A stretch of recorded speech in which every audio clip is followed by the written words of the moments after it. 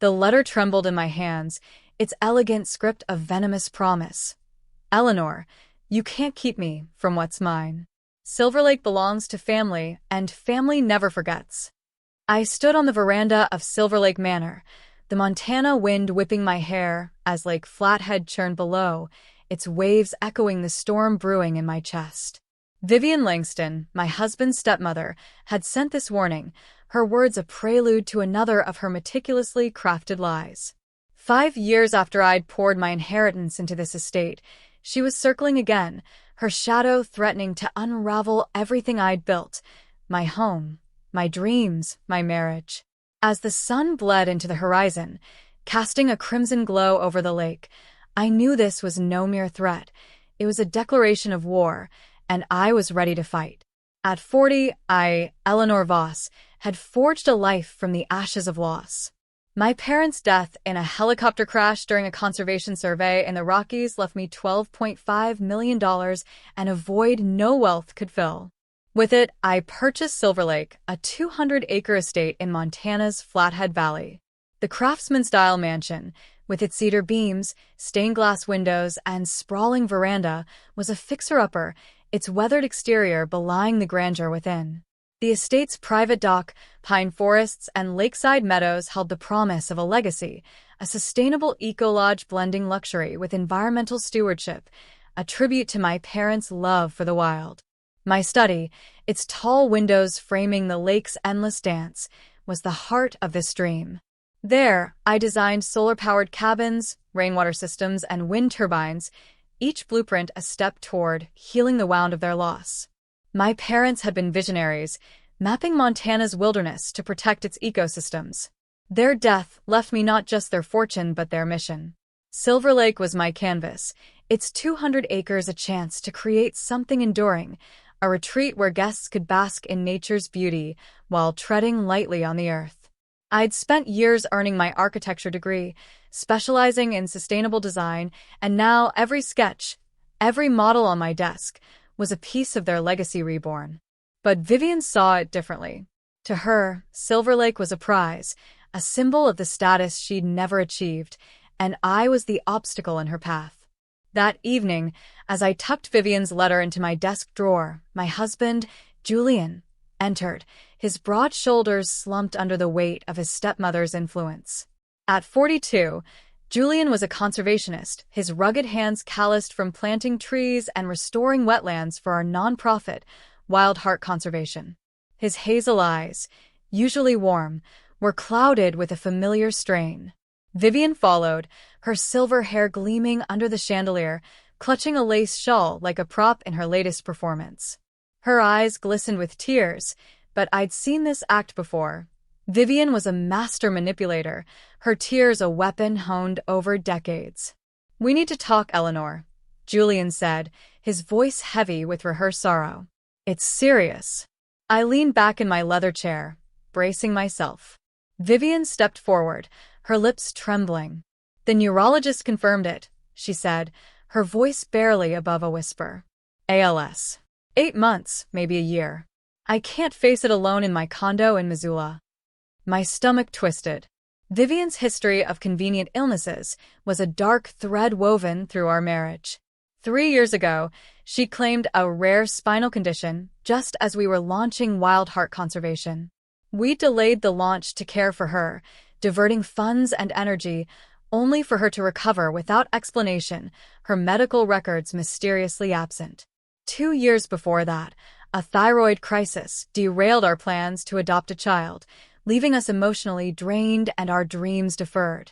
Last summer, a supposed kidney failure coincided with our bid for a state conservation grant, forcing us to redirect funds to her care.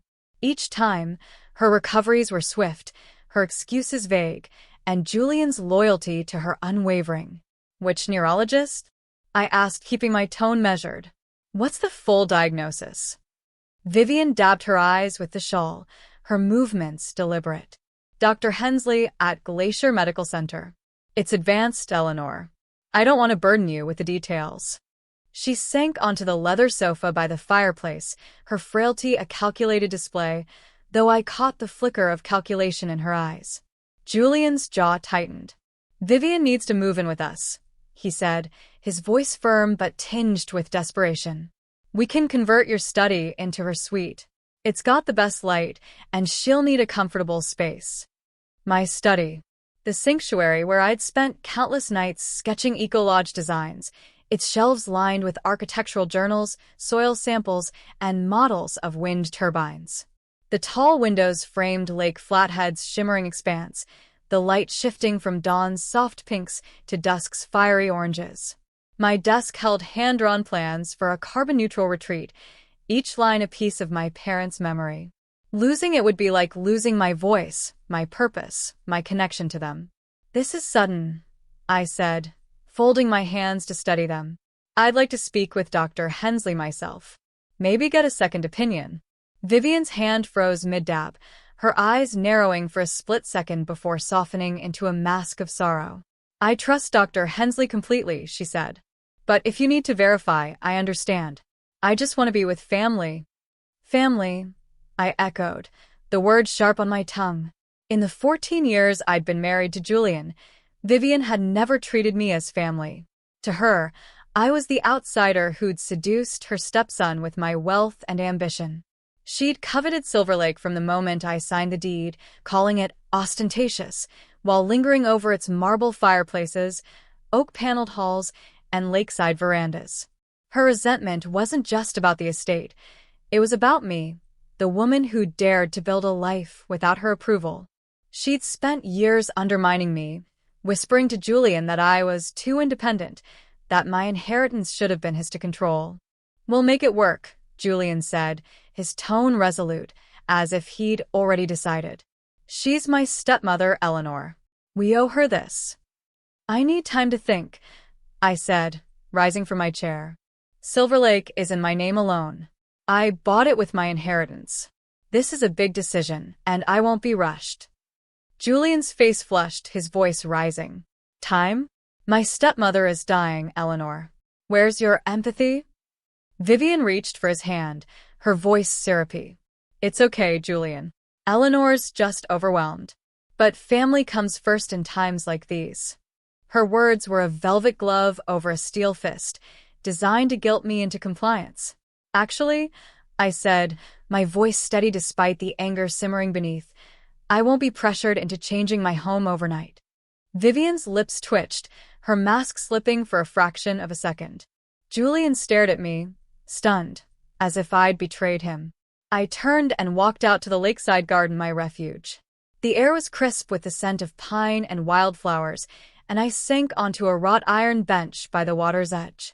The lake lapped gently against the shore, its rhythm steadying my racing heart. I pulled out my phone and dialed Glacier Medical Center. I'm sorry, the receptionist said after a pause. We have no patient named Vivian Langston in our system. My suspicions hardened into certainty. Vivian's letter, her tears, her frail act, it was all a lie, another scheme to seize control. I called my brother, Marcus, a medical researcher in Bozeman.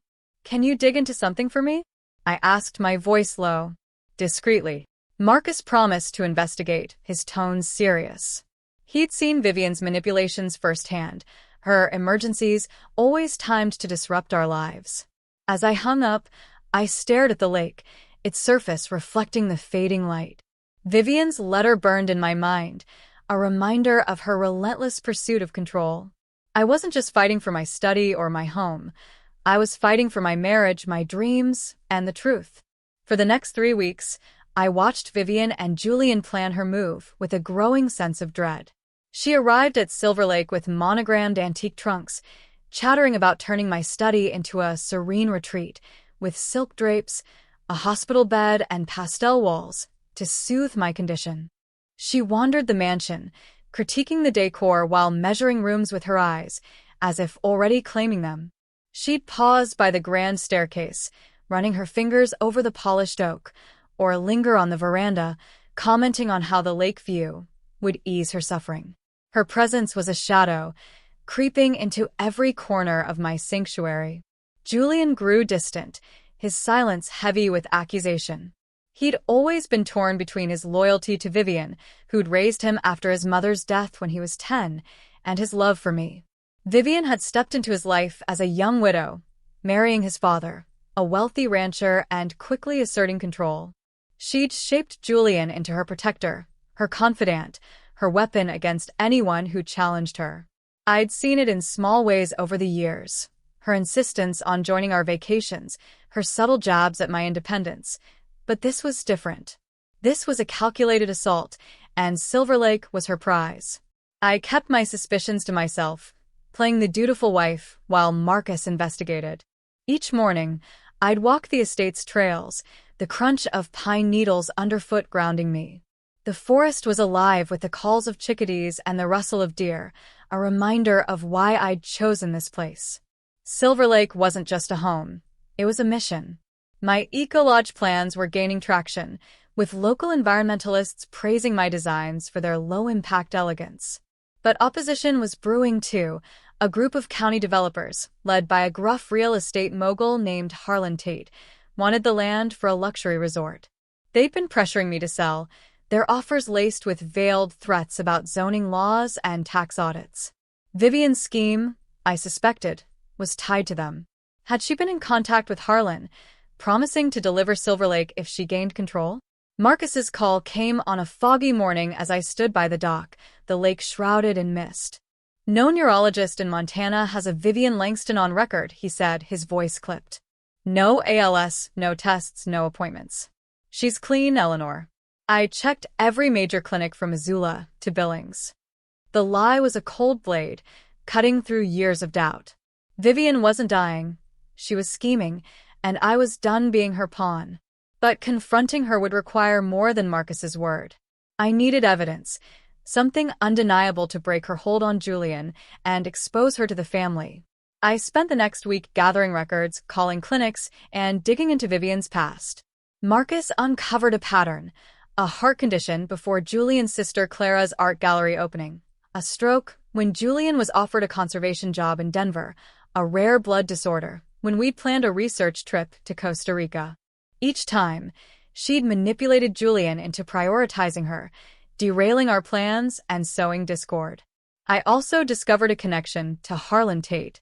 A local journalist, Sarah Nguyen, tipped me off about a meeting between Vivian and Harlan at a Missoula cafe where they discussed acquiring Silver Lake. Sarah had overheard Vivian boasting about her influence over Julian, hinting at a plan to secure the estate for a developer's deal. The letter I'd received wasn't just a threat. It was part of a larger scheme to pressure me into surrendering Silver Lake, either to Vivian or to Harlan's resort empire. As Vivian's move-in plans escalated, so did the tension in our home. She brought in decorators to consult on her suite, ignoring my protests. Julian began avoiding me, spending evenings in the guest house, his silence a wall between us. I felt like an intruder in my own home, my study invaded by Vivian's boxes and her endless demands. But I held my ground, waiting for the right moment to strike. The opportunity came at our gala for Wild Heart Conservation's launch, a pivotal event to secure funding for our wetland restoration projects. Vivian had orchestrated the guest list, inviting the entire Langston clan, Julian's half-sisters, Clara and Isabel, their husbands, aunts, uncles, cousins, plus local environmentalists, philanthropists, and county officials. She'd insisted on turning the gala into a stage for her final farewell, a performance to cement her control. The dining hall glowed with candlelight, its long tables adorned with wildflower centerpieces and bottles of our estate's private label Cabernet. Crystal flutes sparkled, and the air hummed with anticipation as guests mingled, praising our conservation efforts. Vivian stood, raising a flute, her voice quivering with rehearsed emotion. "I've been diagnosed with terminal ALS," she announced, pausing as gasps rippled through the room. "But thanks to Eleanor's boundless generosity, I'll spend my final months here, in this magnificent estate, surrounded by love." The guests turned to me, their eyes warm with admiration for Julian's devotion. My hands trembled, but I stood, holding a leather portfolio I'd prepared over weeks. It contained Marcus's findings, clinic records, and Sarah's notes on Vivian's meeting with Harlan. "I have something to say," I said, locking eyes with Vivian. Her smile faltered, a crack in her facade. I opened the portfolio, my voice steady despite the pounding in my chest. I called Glacier Medical Center. They have no record of you, Vivian. I checked every neurology clinic in Montana, Missoula, Billings, Bozeman. No Vivian Langston. No ALS diagnosis, no tests, no appointments. The room fell silent, the air thick with tension. Vivian's flute slipped from her hand, shattering on the stone floor, red wine pooling like blood. Her face drained of color, her lips parting in a silent gasp. "That's preposterous," she stammered, her voice rising. "Dr. Hensley. Dr. Hensley retired 8 years ago," I said calmly, sliding the portfolio across the table. "His practice is closed. These are the records, emails, call logs, statements from clinics. Call them yourself if you don't believe me." Julian shot to his feet, his chair scraping against the oak floor. "Eleanor, what are you doing?" His voice was a mix of shock and anger, his eyes darting between me and Vivian. "I'm telling the truth," I said, my gaze never leaving Vivian. "Your stepmother has been lying to us. Again." Clara, Julian's younger half-sister, leaned forward, her brow furrowed. "Vivian, is this true? Did you fake this?" "She's lying," Vivian shouted, slamming her fist on the table, her composure unraveling. "She's trying to turn you all against me because she doesn't want me in her precious mansion." Isabel, the older half-sister, shook her head, her voice quiet but firm. "Like when you had leukemia before Clara's gallery opening. Or the aneurysm when Julian was offered that job in Denver. Vivian, this isn't new. We've seen this pattern." Vivian's brother, Henry, narrowed his eyes, his face hardening. "Vivian, what's going on? Did you make this up?" Vivian's facade shattered, her voice rising to a desperate pitch. "I deserve this estate," she roared, her hands trembling. "Eleanor waltzes in with her millions, buying this paradise, while I'm stuck in a crumbling condo in Missoula. It's not fair. I raised Julian, gave him everything, and she gets to lord over this mansion like some queen. Not fair." I repeated, my voice cold but controlled, the portfolio open before me. "Like when you told the family I was squandering my parents' legacy by building Silver Lake. Or when you met with Harlan Tate to discuss selling this estate to developers.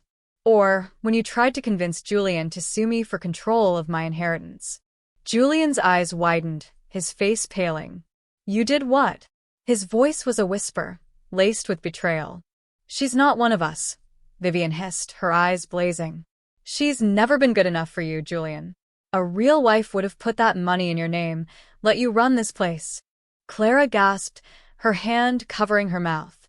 "Like you shared your inheritance with Dad? Oh, wait, you blew it on that failed art dealership in the 90s. Is this about jealousy, Vivian? Because Eleanor built something you never could." The truth hung like a storm cloud over the lake, heavy and undeniable.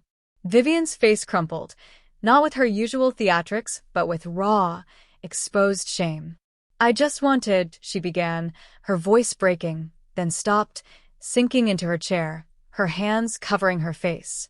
"You wanted control," Isabel said, her voice soft but unyielding. "But faking ALS? That's beyond cruel, Vivian. People are suffering real illnesses. Our cousin, Laura, died of ALS 2 years ago. How could you use that?" Julian stared at the portfolio, his hands trembling as he flipped through the documents. Emails from clinics, Marcus's notes, Sarah's account of Vivian's meeting with Harlan. His voice broke as he looked at his stepmother. "Vivian, how could you? Laura's death, it tore our family apart. How could you use that?" The room filled with murmurs, guests whispering, some shaking their heads, others staring at Vivian in disbelief. Henry stood, his face a mask of disappointment. "Vivian, this has to stop. The lies, the schemes, it's not just Eleanor you're hurting. It's all of us." "I think everyone should leave," I said quietly, my voice cutting through the tension. "Julian, you should take your stepmother home," Vivian protested, her voice rising to a wail. "Julian, you can't let her do this. I'm your family." Julian shook his head, his posture rigid. "No, Vivian." "Not this time." His voice was low, final. As the guests filed out, their footsteps echoing in the silent hall. Henry paused beside me, his hand resting gently on my shoulder. "I'm so sorry, Eleanor," he said softly. "We should have stopped her years ago. We saw the signs, but we didn't act." I nodded, my throat tight.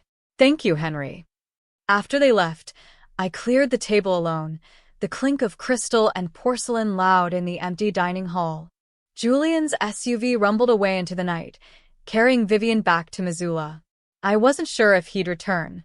Standing on the veranda, I watched the moon's reflection ripple on the lake, its silver light a quiet comfort. The truth was out, dismantling years of Vivian's manipulations. For the first time in months, I felt the weight of her shadow lift, leaving space for something new, clarity, strength, perhaps even hope. Julian returned at dawn, his face hollow, his eyes red from tears or exhaustion, or both. He stood in the kitchen, the scent of coffee mingling with the crisp morning air drifting through the open windows. "I dropped her off," he said, his voice rough. "She begged me to side with her, said you were destroying our family." I leaned against the counter, arms crossed, the lake's gentle lapping audible in the distance. "And what did you say?" He ran a hand through his hair, his gaze fixed on the floor. "I told her it's not about sides. It's about truth. I've been so blind, Eleanor. The cancer before our nonprofit launch, the stroke before our Iceland trip, the thyroid crisis when we wanted to adopt. She played me, and I let her every single time. Because you loved her," I said softly, the words heavy with understanding.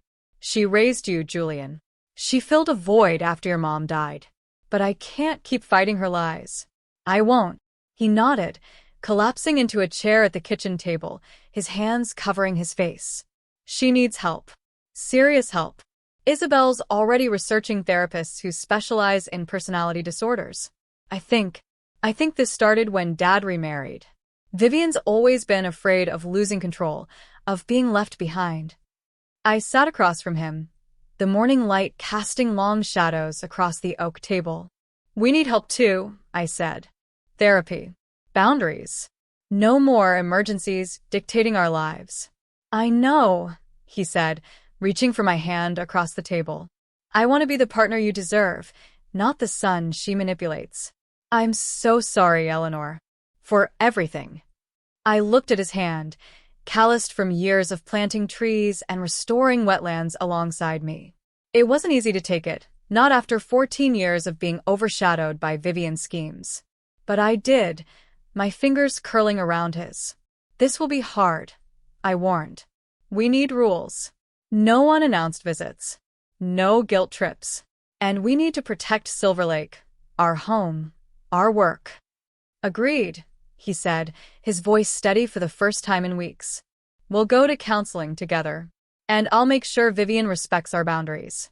I need to understand how I let this happen, how I kept choosing her over you." The months that followed were a storm of their own. Vivian alternated between tearful voicemails and venomous letters, accusing me of tearing the family apart. She called Julian daily, begging for forgiveness, then lashing out when he refused to bend. But Julian held firm, and so did I. We installed a security gate at Silver Lake's entrance, a physical barrier to match the emotional ones we were building. I transformed my study into a creative hub, its shelves now overflowing with architectural models, conservation reports, and awards for our eco-lodge designs. The room became a symbol of my resilience, a space where Vivian's shadow could no longer reach. Clara and Isabel became unexpected allies, their frustration with Vivian's manipulations boiling over after the gala. They organized a family intervention, confronting her with a united front. "You need help, Vivian," Isabel said, her voice firm but compassionate. "This isn't just about Eleanor, it's about all of us. The lies, the drama, it's tearing us apart." They gave her an ultimatum: seek therapy or lose contact with the family. Vivian resisted, her pride a fortress, but when Clara and Isabel stopped answering her calls, she relented, beginning sessions with a therapist specializing in compulsive behavior. Meanwhile, the Eco-Lodge project faced its own challenges. Harlan Tate and his developer allies escalated their campaign, filing complaints with the county about our zoning permits. Sarah Nguyen, the journalist, published an exposé linking Harlan to shady land deals, which weakened his influence, but didn't stop his pressure. I poured myself into the fight, meeting with county officials, environmentalists, and community leaders to rally support. The struggle was exhausting, but it gave me purpose, a reminder of why I'd chosen Silver Lake. Julian stood by me, his conservation expertise bolstering our case, and together, we secured a major grant to fund the lodge's first phase. Therapy became our anchor. Julian and I attended weekly sessions, unraveling years of Vivian's influence. He spoke of his childhood, how Vivian's control had shaped his sense of duty, making him feel responsible for her happiness. "I thought I was protecting her," he said, tears in his eyes. "But I was hurting you." I shared my own pain, the isolation of being the outsider, the fear of losing Silver Lake, the grief of my parents' death. The sessions were raw, sometimes painful, but they rebuilt our trust, brick by brick. Vivian's therapy was slower, her progress halting. She resisted accountability, blaming others for her actions, but her therapist reported small breakthroughs. She began to confront her fear of abandonment, rooted in her own childhood and exacerbated by her husband's remarriage. Clara and Isabel kept us updated, their support a bridge between us and the Langston family. Henry, Vivian's brother, sent a heartfelt letter, apologizing for enabling her behavior and promising to stand by us. 6 months after the gala, Julian and I took the Iceland trip we'd postponed years ago. We hiked glaciers under the aurora borealis, their green and purple ribbons dancing across the sky. We sent Vivian postcards from every village, a quiet assertion of our freedom. In Reykjavik, over steaming bowls of lamb stew, Julian opened up about his hopes for our future, a family, perhaps, or a new conservation project. I felt the spark of our early years rekindle, a warmth I'd thought lost to Vivian's schemes. When we returned, Silver Lake was untouched, no emergencies, no schemes. Just home. The Eco Lodge was under construction, its first cabins rising among the pines, their cedar frames blending with the landscape. Wildheart Conservation secured a second grant, expanding our wetland restoration to new counties. The community rallied behind us, Harlan's influence fading as Sarah's reporting exposed his corruption. Last month, as I tended the lakeside garden, I found a wild iris blooming against the rocky shore, its purple petals defiant in the wind. It felt like a metaphor for our family, fragile but growing stronger. Vivian sent a letter, her first genuine apology, acknowledging her lies and the pain she'd caused. "I'm trying," she wrote, "to be better." It was a small step, not a finish line, but it was something. Julian and I now share evenings on the veranda, watching the stars reflect on Lake Flathead. Our nonprofit thrives. Our Eco Lodge draws visitors from across the country, and Silver Lake stands as our sanctuary, built on a foundation of truth and trust. It's not perfect. Vivian's therapy is ongoing, and Harlan's allies still lurk, but it's real. And as the lake's waves whisper against the shore, I know we've reclaimed our home, our dreams, and each other. No manipulation, no matter how cunning, can shake that foundation now.